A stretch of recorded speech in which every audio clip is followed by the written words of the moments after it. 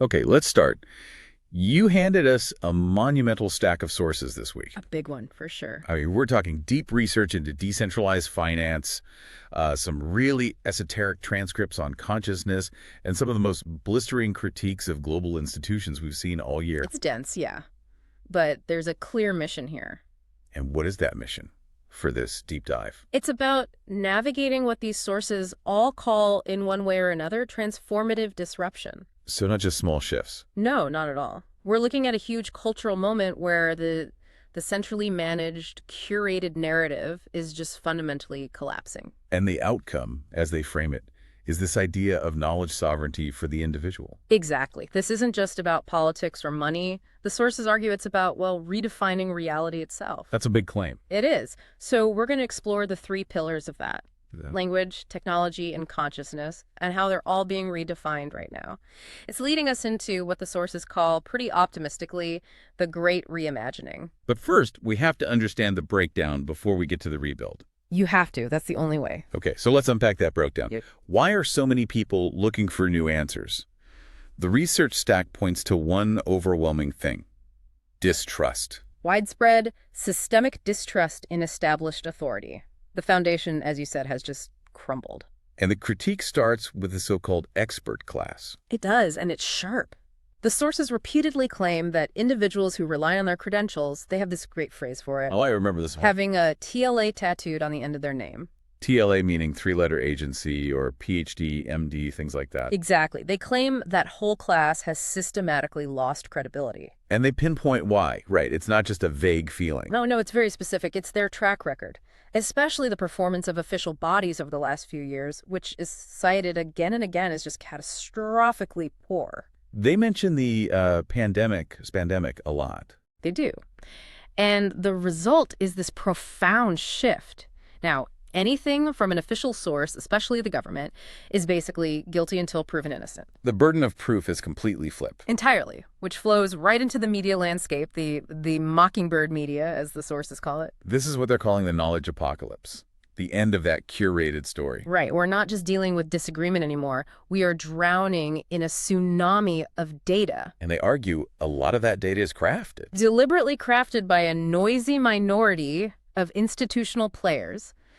The goal isn't to inform or to get a thoughtful, reasoned response. It's to get a reaction. An immediate, powerful, emotional reaction. They're basically manufacturing confusion and weaponizing language to do it. And the analysis here says this failure starts really, really early, at the foundation, the education system itself. They don't pull any punches there. The critique is, it's fundamental. They say the academic system transition.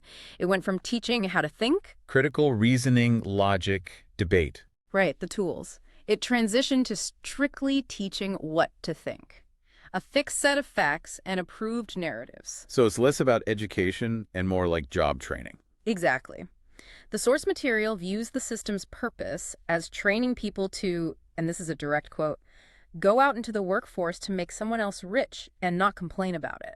That's a pretty damning indictment of the whole model. It is. It's seen as being designed for conformity, not innovation. Okay, so let's give you a really concrete example of how this kind of institutional complexity and potential corruption plays out. The sources point to the recent push for new climate rules. The tracking of Scope 3 emissions. Right. Explain what that is, because it's fantastically complicated. It is. So Scope 3 emissions are all the indirect greenhouse gases in a company's value chain. It's everything. Your supplier's factory, your employee's commute, how your product gets used and thrown away. It sounds almost impossible to track accurately. It's incredibly difficult and prohibitively expensive. The source material notes these new SEC compliance rules could mean a very big payday for Biden's buddies, simply because the cost of compliance is just astronomical. What kind of numbers are we talking about? The estimates suggest companies will spend a minimum of $460,000. A minimum. A minimum, potentially up to $640,000 just to comply in the first year. Wow. Just for software and consultants. Yep. For a rule that is incredibly complex and non-standardized, that kind of mandated complexity, well, it ensures huge paydays for the firms with the right connections. And it connects right back to that theme of distrust. Absolutely. But this breakdown, this realization that the external systems are flawed, It forces a really crucial internal shift. You have to move away from relying on external authority. And you transition toward internal validation, towards consciousness and critical thinking. So we pivot from the institutional collapse to the tools we need to handle this data deluge. Exactly. And that journey starts with a sharp focus on language, on definitions. One source calls it informatica. Okay, what's the philosophy there? The premise is that everything in reality is, quote, nothing but information. So if reality is information, Then the words we use to define it are everything. precisely. If you let definitions become unclear, ambiguous, you get confusion, chaos, and consternation. So the takeaway for someone listening is to build your own filters. You have to. You need clear, personal information filters to manage the deluge and make sure you're working from solid ground. Which brings us to consciousness itself. And it's framed here not as a thing you have, but as a process. A process of inquiry. In this model, consciousness is the asking of questions, not the having of answers. Which is tied to the paradox of curiosity. It is. I mean, from a survival standpoint, curiosity is inefficient. It wastes energy. It makes you vulnerable because you're admitting you don't know something. But it's also the engine of all wisdom. It is. The sources argue the people who are willing to be vulnerable, to ask questions, are the ones who grow the wisest. The moment you stop asking questions is the moment you stop evolving. And that willingness to ask, to even fail, is fundamental to some of the other tools they discuss. Which brings us to, surprisingly, remote viewing. Right. Remote viewing, as it's discussed here, is a discipline protocol for accessing what they call non-local consciousness. And the key idea is that it's a skill, not a gift. An innate human ability, but one that requires immense discipline and a very, very high tolerance for error. How high? They give a pretty stunning number. One veteran viewer said, you got to get it wrong a couple 100,000 times. A couple 100,000. Yeah. It's a process of iteration, of learning to tell the signal apart from the noise in your own head. So how do you even start with something like that? The main advice is to focus on developing the visual side. A lot of people quit because they try and they don't see anything right away. So you just log the data, even if it feels random. You log the data and you let it validate itself later. The mindset is simple and pretty ruthless. You're only as good as your last session. It's a constant process. Okay, here's where it gets really interesting for me. How this internal shift is being supercharged by new technology. Enabling the sovereign individual. Exactly. And the central technology here is blockchain, and more specifically, tokenization. The source is called tokenization, a business game changer. Because it streamlines everything. It cuts out expensive intermediaries, all those third parties, and it massively increases transparency. But the thesis they have goes way beyond just, money. They're talking about tokenizing everything. Everything. The next frontier is identity itself. The major claim is your identity and sovereignty of that identity is what's coming next. Explain that, because right now, our data is everywhere. Exactly. Your health records, your purchase history, your social media data, it's all on centralized platforms. And as one source puts it, it's not yours, it's theirs. Tokenization flips that ownership back to the individual. It does. It lets you become your own bank for your data. You control who gets access, when, and you can even monetize that access yourself. It's data sovereignty.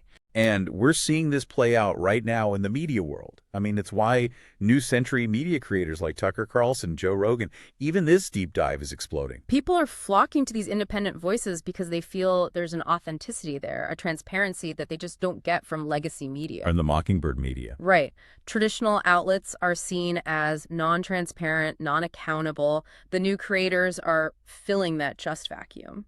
Shifting back to the tech for a second, the sources make a really crucial distinction about AI. Yes, between artificial intelligence and what we should be aiming for, which is assisted intelligence. They really push back against the fear-mongering. They do. Their argument is that current AI, as impressive as it is just a static content interrogator. It's brilliant at processing data that already exists. But it's not conscious. It's not sentient. Correct. They argue pretty forcefully that based on our current understanding of physics, AI can't and then never will be conscious. So it's a tool, not a life form. A powerful tool. So the focus should be on assisted intelligence. Using this tech to augment our own abilities, our own critical thinking, not trying to replace it. So if you connect all these threads, the institutional collapse, the rise of consciousness, the new sovereign tech, It all leads to these huge, radical questions about our own history. And this is where the sources get truly mind-bending. They start to question narratives we just take for granted. Like the timeline of European history. For instance, they cite evidence of Arabic coins found deep in Scandinavian soil, coins that say, there is no God but Allah. And the official explanation is That they're just counterfeits, dismissed without any real investigation. which seems like a convenient way to ignore evidence that disrupts the timeline. It does. And on the linguistic side, there's another radical claim that Hebrew didn't originate in a vacuum, but actually came from Arabic, which flips the entire accepted history of Semitic languages. But the geographical reframing is even more provocative. Oh, yeah. One analysis claims that for 1,000 years during the Middle Ages, the city we call Istanbul was actually known as Jerusalem. Wait, what? How? The evidence they cite is from Renaissance art. They point to these 16th century crucifixion paintings where, in the background, you can clearly see ships passing through the Bosphorus Strait. Ships in Istanbul, in a crucifixion scene. Why is that so significant? Because if the crucifixion happened where we think it did, the geography is all wrong. The sources argue this visual evidence suggests a radically revised timeline. Meaning? They propose the event may have happened about 1,000 years ago, not 2,000, which aligns with Istanbul's known history as a major global hub at that time. Wow. That is provocative. It just shows the kind of deep questions people start asking when they reject the official story. It's what happens when you get knowledge sovereignty. You start questioning the foundational stories of your entire civilization. And finally, we have to touch on UAPs. On UFOs, the whole disclosure topic. Right. And the sources here, they prefer the term exposure, not disclosure. What's the difference? Disclosure implies a government willingly revealing secrets. Exposure suggests a forced reveal of technology that's been deliberately sequestered for decades. It fits perfectly with the theme of institutional deceit. And the question of are we alone, they treat that as settled history. Completely. They say that question was answered millennia ago. They point out that every single ancient civilization's cosmology has stories of visitors from the skies. So this was common knowledge once. That's the argument. They even reference a specific, well-documented crash site in Aztec, New Mexico, as if it's just historical fact. So after all of this, Yeah. what does it all mean for us now? We've got the end of the curated narrative, the rise of sovereign data, and this new focus on critical consciousness. It's easy to look at all the chaos and feel, overwhelmed, but the consensus in these sources is overwhelmingly optimistic. Yes. The belief is that humanity is entering a new age of consciousness, an enlightenment. The system is broken, yes, but it must be replaced, not repaired. And the tools for that rebuilding are finally in the hands of the individual. And as we move forward, there's that powerful indigenous teaching that came up a lot in the research. We are ancestors in training. That's the ultimate message, isn't it? The quality of our conversation leads to our destiny. So the most critical shift we can make right now is in the quality of our dialogue, both internal and external. We have to change the conversation. Because it will lead to our destiny. It's the only thing that will.